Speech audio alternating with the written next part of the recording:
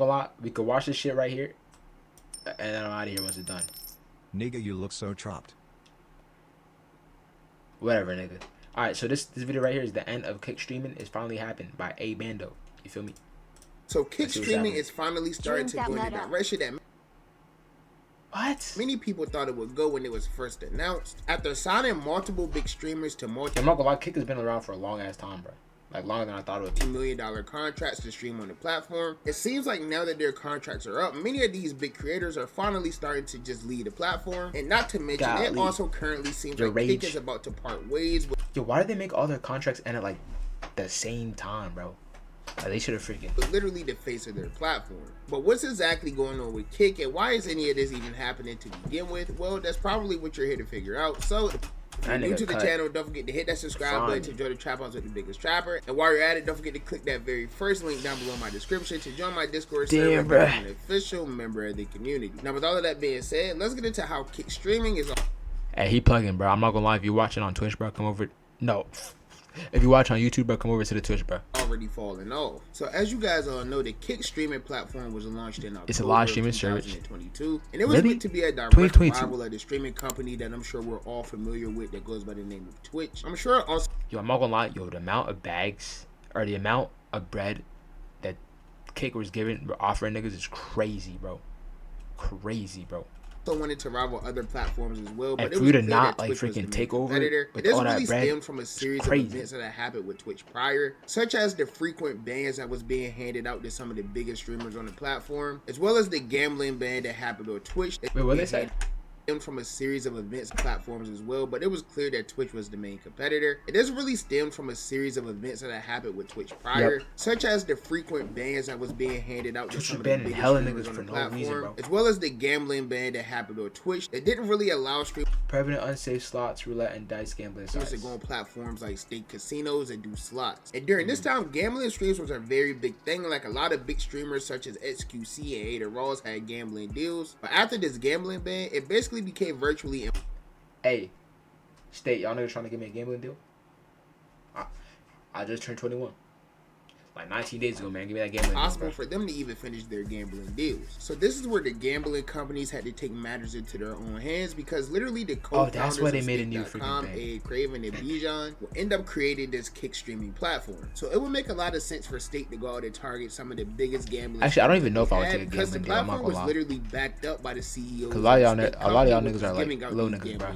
So I probably wouldn't take a the first streamer deal. that was really invested in Kick was no other than Trainwrecks TV. I'm pretty sure he owns a percentage of the platform as well, and he was really like the voice amongst streamers to really start marketing the platform. And then that would carry over to them landing one of the biggest streamers in the world in Adin Ross, and he was predominantly known for his gambling streams around this point as well. And this would really be the origin of how Kick started. So when Kick officially signed Adin Ross, this wasn't really that big of a deal, because we've seen companies try to rival Twitch before, such as Mixer, who also gave a...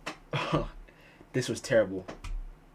I don't know how the fuck Mixer got on this bitch, thought they was going to take over because they signed this nigga Ninja. I don't know how the fuck they signed Ninja. Nigga probably took the worst deal imaginable. Very big streamer at compared the time, to what niggas are a large streaming contract worth millions of dollars just to stream on their platform. And unfortunately, many of us know how this story ended up going, with Mixer completely shutting down their platform and having to pay Ninja out millions of dollars. And the whole rivalry that Mixer tried to build with Twitch really didn't last no time at all. But things would be a little bit different with Kick. You see, unlike Mixer, Kick had better selling points, saying that we will pay you more money and we will be way more lenient with the rules. And to top it all off, we'll give you a very large amount of money just to stream over there for 1 year. So this was very enticing to a lot of big creators over on Twitch, and this would spark a bit of a shift within the whole streaming community. Kick started signing a lot of big streamers very quickly, such as streamers like XQC, Yourrage, BruceDropEmOff, and even Nick Mercs as well. These were some of the biggest names on Twitch at the time. So with these creators leaving Twitch and accepting these Kick deals, you know what's crazy, nigga? When they left Twitch, bro, they all came out with trailers. And the trailers were tough. Again, looking like maybe Kick actually had a chance to take a shot at Twitch. But over time, major problems would start developing with Kick, and they began to build a bit of a bad reputation. Because of how lenient Kick claimed to be with the rules, a lot of degenerate streamers started coming over to the platform, and they really just started doing a bunch of things that a person would be instantly banned for forever. My bad, you nasty bitch. There was a lot of fighting going on the Kick platform, as well as a bunch of derogatory slurs used towards like black people, even homosexual people as well. And not to mention, yo, this nigga gotta chill out with Jack Doherty, bro. You know Twitch don't like Jack Doherty. You know Twitch don't like Jack Doherty. Yo, this nigga need a restart, bro. Maybe I can't be speaking, but this nigga low-key need a restart, bro. probably the most glaring, or get braids or some shit, my nigga. And the fade, come on, nigga. And clean up the beard, bro. Come issue on, with bro. the platform, which was the amount of streamers on the Kick platform who thought it may be funny to say inappropriate things to underage girls on platforms like Monkey and Omegle. So why is everyone spiraling over YouTube banning ad blockers? Like, chill guys, just use Pi. It's a free Chrome extension that's...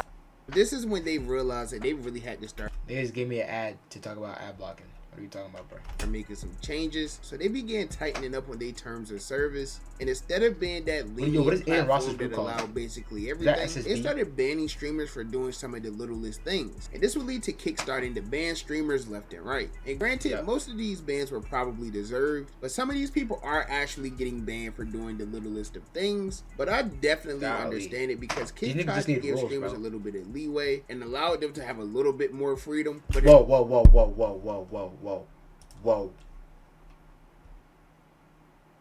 Whoa. Not this clip. Seems like everyone that came over here literally just started taking advantage of it. And at first these bans... Not that freaking clip.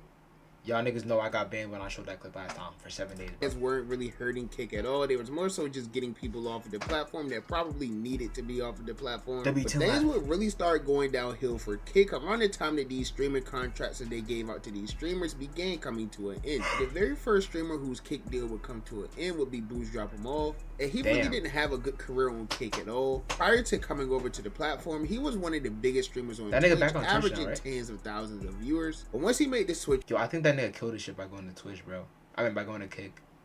That nigga might have actually killed his shit by going to Kick. And crashing out on everybody, bro. Over the Kick, everything would go downhill for Bruce, and he began averaging the lowest numbers he's seen in multiple years. For the most part, he averaged about 2,000 viewers on Kick, but there was definitely times where you could click on one of his streams and he would only have about 700 to 800 viewers, maybe less depending on the time. So this would lead to his negotiations with Kick going very bad, and after not receiving a deal that he thought was good enough, he ended up returning back to Twitch. And after he did this, it really showed to everyone else how much Kick could really hurt your career. Because as I said, over on Kick, he was averaging under 2,000 viewers. But within his first week back on Twitch, he was pulling numbers as high as 20,000 and managed to accumulate over 10,000 subscribers in just the first few days he was back. So this would definitely be a statement to other big streamers that Kick. I'm not gonna lie, bro. He definitely got a bag for being there, so I don't know what. Even with the Twitter, I don't know. But like, damn, bro. I don't even think I would. Yo, if Kick offered me a deal, bro, that should probably be like the hardest thing in your life to fucking make a decision on, bro.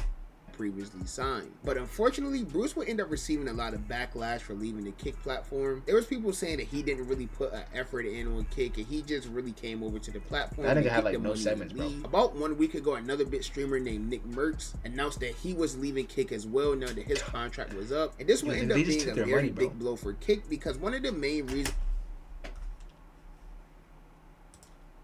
Nick Merckx got signed was to bring more of a gaming audience over to Kick, because as many of you know, that entire platform really just caters to just chatting streamers and auto streamers and things like that. So the addition of Nick Merckx was meant to bring over a different community. All of the viewers and gamers that came over to the platform with the Nick Merckx are likely leaving as well. But it only continues to get worse and worse for Kick, because another very big streamer who they signed about a year ago that goes by the name of Yourrage, his contract with this platform is also up, and he hasn't made any announcement or decision about where he was going or whether he will be returning to Kick or not. But it is heavily speculated that he's going to be returning back to Twitch as well. But until Yourrage returns back from his vacation, we're not going to have an official confirmation on this at all. But he did make an announcement saying that he's going to be coming back to streaming this month. So we'll know at some point within the next 2 weeks whether he's going to stay on Kick, which is unlikely, or return back to Twitch. And if Rage does leave Kick, it'll be a very big hit for them, because he's one of the only people who made the move over to Kick streaming and still managed to maintain around the same viewership that he will be getting over on Twitch. And I think these are all authentic viewers, by the way. I don't think this is any view botting or anything at all, because Rage does have a pretty tight-knit community who will support him no matter the platform that he's That's streaming. Yourrage, bro. But over the past few days, somehow it seems like things are just Yourrage, managing to get worse and worse for the platform, because it is now being rumored that the person who's been the face of the Kick streaming platform for the last 2 years is allegedly parting ways with the company as well. That's right, Adin Ross, the person who you literally think of first when you think of Adin Ross confirms he's a free agent open to whichever platform gives him the best offer.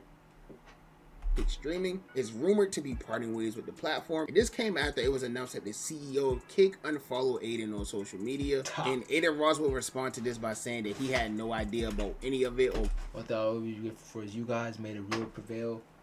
You guys had my back more than anyone else. What was going on? But he's still going to continue to do the streams that he had planned, but he didn't know which platform he was going to do it on. Now, realistically, Adin doesn't have many options because he is permanently banned on Twitch. So, I mean, I guess he's just going to have to go to like Twitch, Rumble or I think Twitch is gonna streaming or something like that. But either way, if the rumors are true and Adin is officially parted ways with Kick, it's basically over with for the entire platform. Because outside of Adin and his friends who are still on the platform, there aren't really many other big streamers that's left. I mean, you have like Neon and Fuzi who gets banned every day, and Sneeko who they just signed. But I don't think those 3 streamers alone are enough to keep this platform running. So it's looking like the end may actually be near for Kick streaming, and nobody really knew what the reason for this unfollow was. There's been a bunch of assumptions saying why, but there isn't really any truth to any of this or confirmation of any of it. So I'm not even going to spread misinformation in the video. But what I will say is Adin Ross has been very inconsistent recently when it comes to streaming, and with him being the biggest person on the platform, maybe this is upsetting the CEO of the company because he's definitely getting paid more than anybody, and recently he's hardly been doing anything positive for the company. And as a result of all of these streamers leaving the platform and getting,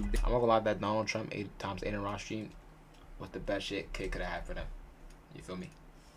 I don't know how they didn't capitalize off of that, or what they did to try and capitalize banned off of the platform. It's being reported that for the very first time in 12 months, the Kick streaming platform is seeing a significant drop in traffic. So it's definitely not looking good for Kick at all. And I honestly don't know the whole situation about what's going on with Adin, but if he leaves, then I can 100% assure you that we're going to be seeing the end of Kick streaming very soon. But that's just my personal opinion. You guys know that the only opinion that matters to me is you guys' opinion. So be sure to comment down. YouTube better capitalize on this shit. He said as. Down below, what do you think about this entire situation? Do you think that Kick is doing the right thing by banning some of these big name streamers? And do you think that some of the remaining big names on this platform is also going to follow the trend of just taking the money and leaving the platform high and dry? Let me know what you think down below in the comments. And while you're at it, if you're new to the channel, don't forget to hit that subscribe button to join me on my journey to... Hey, W video, man. What's good? I'm not gonna lie, it was a W video. If you're watching on the YouTube, bro, come over to the Twitch, bro. Come over to the Twitch. Don't end on it. I'm out of here, bro.